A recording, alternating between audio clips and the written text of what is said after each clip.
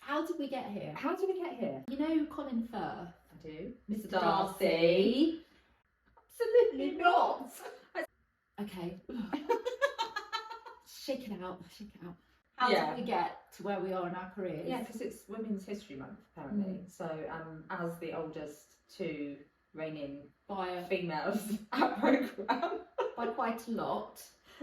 When did you know that you wanted to work in marketing or PR? I suppose you started in PR, didn't you, really? More than marketing. PR more than marketing, yeah. When I was at university, I guess. I was a writer on the student paper. I was a features editor.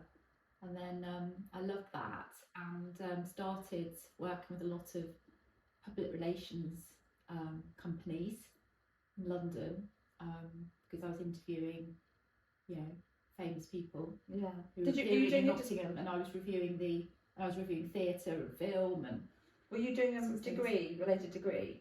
Communication studies. So yeah, so you kind of knew you wanted to be. Yes, I wanted to be in that sector. Yeah, and then I just thought, after sort of working with some of the PR, companies, that would be a really good thing to do. Really like the idea of it, and that's when I made the decision. Yeah. What would you say has been like the hardest part of your career? Probably working with you. No, I think it was quite tough in the early days when I worked in London in the 90s because, things are very different for women now. It's much better. I think it sounds like when you tell me your stories of the 90s, you had a lot of fun. I had a lot of fun, but I think that it was really hard. It was still quite a man's world, really. Yeah. And I remember in my first job, often running around getting drinks for people as a woman in the industry, being told, being treated a bit like, with guys of the same at the same level in my career, they were treated with a bit more respect, I think. Yeah. So being a bit more marginalised. It was harder for women to get on, I think, then. Yeah. It's easier now, I would imagine. Yeah. Talking to the young people in our office. Yeah. Yes. So it's just different challenges, isn't there? Different challenges, but yeah, I think things are much more inclusive now. People are able to be themselves a bit more, express themselves a bit better, and I think it was still, looking back, quite antiquated really in the 90s. Do you have like a piece of advice you'd give to people like who are wanting to get into a career in PR, marketing, comms? Yeah, I think it's just enjoying it. I think make up your mind that you really want to enjoy it. If you don't enjoy it, stop doing it. Well, yeah, we're always told that, aren't we? Yeah. Do what you love if you do what you can. love. Yeah, I think there's so many more opportunities now. With social media. Obviously, social media wasn't a thing when I started my career. Digital marketing. It's opened up so many opportunities. Yeah, the breadth of kind of what's classed in the kind of marketing sphere is so huge, isn't it? And I don't feel pressure to specialise straight away. Yeah. Go into a marketing agency maybe and just try everything, and we try to do that, don't we, with our young people? Try to give them definitely a great variety of experience, really. Yeah. Find that you really love and you're drawn to. You've got to enjoy it. Yeah, I think you work really hard. We've had to finish each other's sentences. The French and Saunders of the marketing. So you had a very different pathway. Yeah, completely different. So I remember I've got a piece of paper in my record of achievement. Anyone from school kids of the 90s would know what I'm talking about. Which said, Caroline would like to go into advertising, because we didn't really call it marketing then. No. It was advertising. I was doing media studies at school and loved that. It's a very difficult industry to get in, so I've told her to just look at a variety of subjects or something like that. It was really vague, and I think I just was never encouraged and didn't really ever feel like, never given a career pathway, had no idea kind of how I'd get into it, didn't really have role models in the industry or anything like that. I went to college and did communication studies, but then it was a case of... Did you do A-level? Yeah, A-level communication studies. Did that? Did you? Yes. Yeah. Interesting. And again, loved all kind of marketing things and comms, but yeah, would never have known. I suppose I didn't go to uni for various reasons, but I suppose I'd never have known how to kind of get into my career in that. Anyway, cut a long story short, I just went after college, wanted to earn money, went and got a job. That's where I actually started my love of travel, because my very first job randomly was a travel agent. Oh, I know, I'd love to have been a Yeah, travel so agent. and actually I absolutely loved it. Did that for 3 years and never regret that, because it just really gave me a lot of opportunities to do something I was really passionate about, and still am.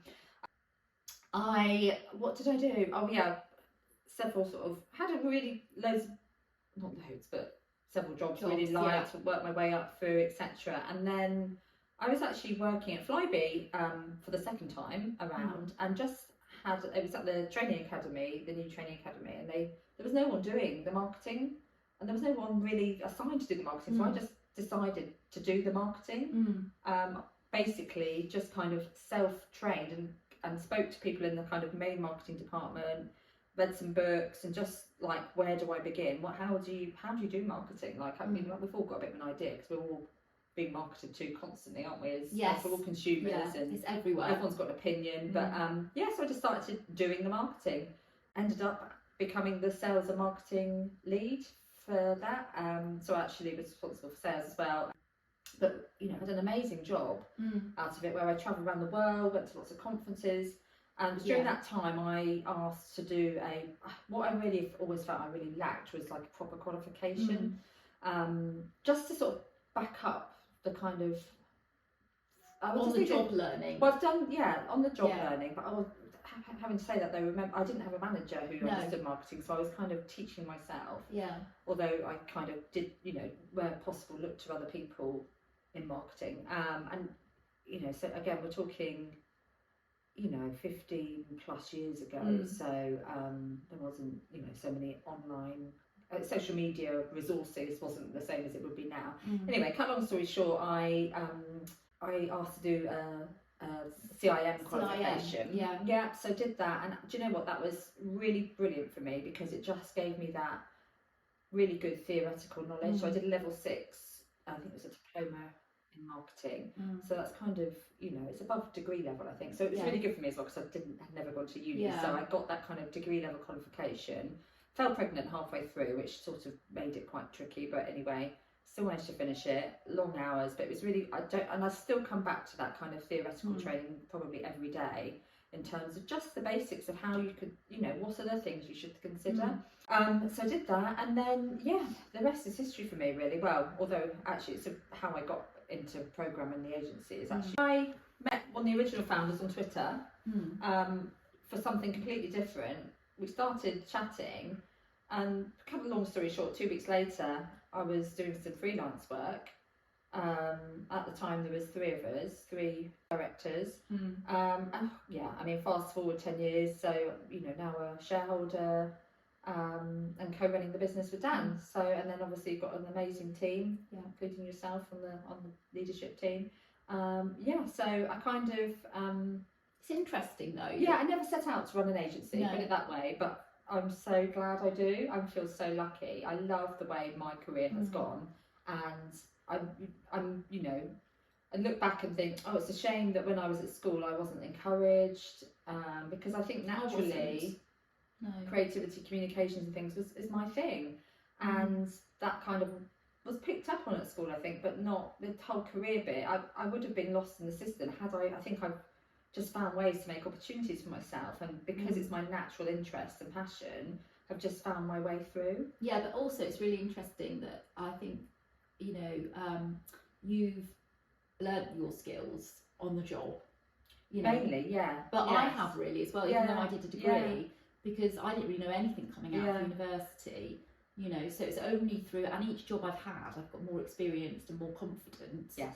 And I look back now and I think, when I was in my 20s I didn't really know much at all, and it's only through making mistakes and facing challenges and working with different people, different views and different personalities, skills, and really going through it that you actually learn so much. I think it's also sort of taking advantage of all the times. I say to people in my team, when things don't go right, because that's when you learn the most. So there's and that's a really great learning curve. I think that having all the opportunities that I've had amazing because, you know, women didn't have those opportunities in my mum's generation even. Oh, absolutely. Yeah. In that post-war generation. So I think, you know, being able to do what we've done and go, you know, learn so much and have the experience of different jobs and different, I've worked in-house and agency. Same. Yeah. Yes, so exactly. I think it's been fantastic. I always, a question come up a few times, people have asked me what's more important, like getting the kind of your marketing degree or experience, and honestly I would say you have both. I do find that if you haven't got any, if you've got loads of experience, which I do think, yeah, you can't do the job without the experience properly kind of thing, but you don't have any of that theoretical basic training or basic understanding, it can be a struggle to and it's got to be both, particularly with the strategic work, but actually the ideal is both. So what do you think what's been your biggest accomplishment in your career? I would say, yeah, becoming a director and shareholder at Programme. I don't know if it's just because of imposter syndrome or lack of knowing about that it was even possible, and it's kind of just everything in my career has pretty much happened organically. Have you got any, you know, juicy gossip or celeb stories? Well, you know Colin Firth? I do. Mr. Darcy. He lit my cigarette once, and that's an awful thing to say, isn't it? Because I smoked then, and I'm not. You're not supposed to admit to that, are you? Did he? Now. How did that? Were you chatting to him? No, I did the PR for Melda Staunton. Yes. Yeah. Her who played the Queen. Yeah. Who voices the Crown. Voices the Gruffalo. Does she? Yeah. On the CD. Woman of many talents. She had a one-woman show at the Talk of London. I just said on the CD. I mean, that is another old reference. It's only because we used to have the Gruffalo CD. Yeah. Anyway. See, I'd say wireless. Any inspirational quotes? I'm a very direct woman. So Emma and I have got an obsession we're with obsessed. Dallas and Dynasty from the 80s. That's more the 80s and 90s, isn't it? 80s. Yeah. So we often send each other little clippets. Well, I think it's more often than not Joan Collins memes. Yes, we love Joan Collins, don't we? Yeah, I mean, yes. I think you particularly do. I love her. I met her once, and she was doing a book signing, and afterwards I fainted and I was sick. Because I was so in awe of her. And she had a purple turban on as well. I mean, God, really, that woman. It's been lovely talking to you today. I've got to know you so much more, even though you're one of my best friends. And you sat in my kitchen. I know. How fantastic. Oh, I love you. Love you. Love you.